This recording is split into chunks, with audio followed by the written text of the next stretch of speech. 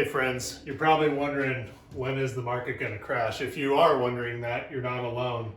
Last month, this is according to CNBC, Google searches for when is the market's going to crash was up 2,450%. That's insane.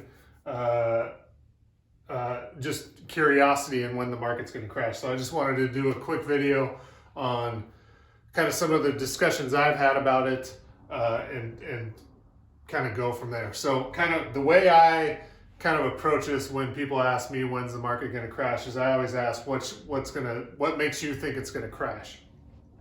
And the first thing I get is, well, prices are so, like Spokane home prices are so high, it has to crash. Like that's the next move, right? There's a couple reasons that's not necessarily true. Let's go through the three questions I like, or the three main responses I get. One, prices are inflated, and then the like super judgy. I don't even know how that person qualifies for a loan. How are they getting a loan, which was an issue in 2008.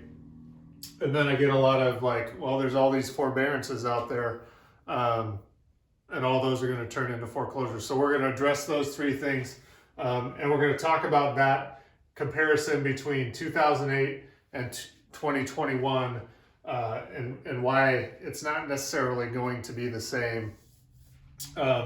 First of all, the big thing, the prices are inflated because of supply and demand. Okay, and simple state, like there's more people trying to buy a house than there are homes for sale, and so when that happens, prices go up, bidding wars, all those kind of things. But inflation, so let's just talk about appreciation, which is home prices moving up and down. Average appreciation is 3.8% year over year for the last 40 or 50 years. That's on average what it is. Right now, we're at 9.2% nationally. In 2008, prices were actually going up faster at 11.4%. So if we start thinking about appreciation, we're still not at the 2008 level. But the problem in 2008, the big difference between 2008 and now is in 2008, there were 9.6 months of inventory on the market compared to now, and this is national. In Spokane, it's like less than 1 month. But nationally, there's 2.1 months of inventory on the market. So this is an extreme buyer's market. This is an extreme seller's market. Okay, and so is that going to change? Like, what we'd have to do is have a bunch of foreclosures. So let's go into that one next. We'd have to have a bunch of homes come on the market and a bunch of buyers back out to create an even market. Okay. So I get the response, well, everybody I know is in forbearance, and if they're in forbearance, they're going to foreclose. Okay. So here's some of the stats that we have on forbearance. A quarter of the people in forbearance are making their monthly payment every month. They're just in forbearance because they think it's good for them or whatever. They have that option and whatever.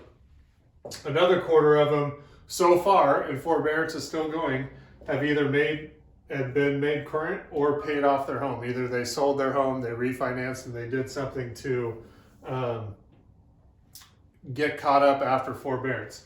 Now, there's still some forbearances out there that need to be dealt with, but you can see that right now, more than half of the people that were in forbearance have either been making payments, made current so far, or paid it off, and the rest of them we'll deal with.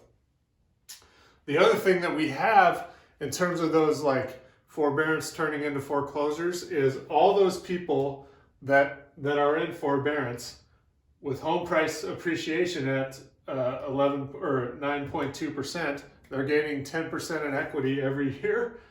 They have an enormous amount of equity.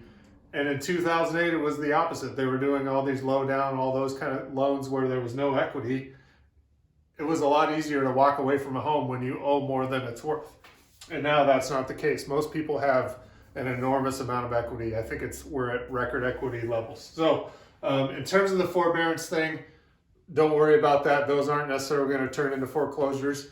What you may hear is foreclosures go up as they lift the moratorium, as they do those kind of things. But we're starting from like record low foreclosures. And so if it goes from, it's like 1 out of 400 homes are in foreclosure right now. If it goes to 2 out of 400 or 1 out of 200, that's doubled, and the news can legitimately say foreclosures have doubled. So let's take that all with a grain of salt. Make sure you read the whole article. Okay.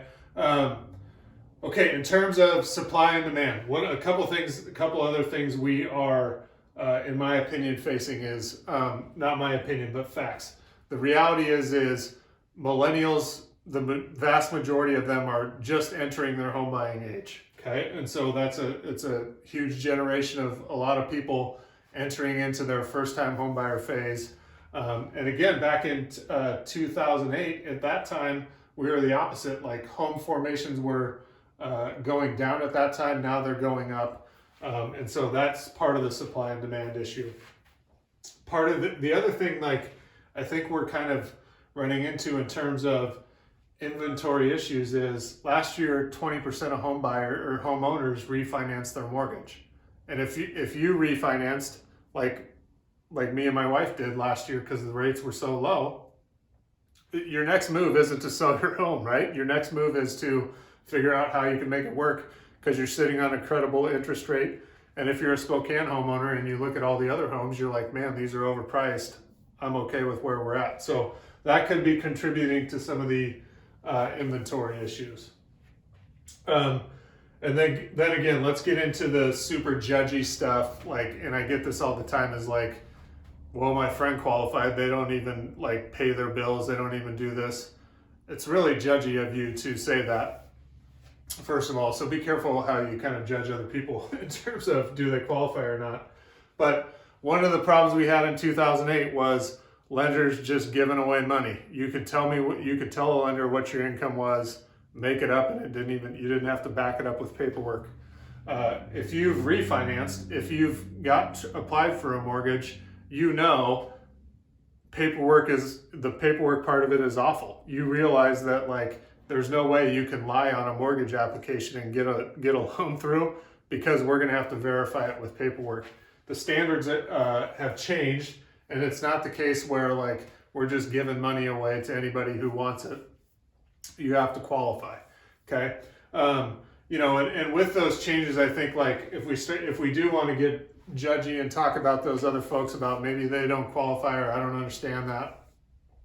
Maybe they're working with a loan officer that's crafty and can make things work for them, put them in a loan program with those type of things that work for them. That's what a good loan officer does, is create solutions for getting people into homes and building an incredible amount of equity as a homeowner. So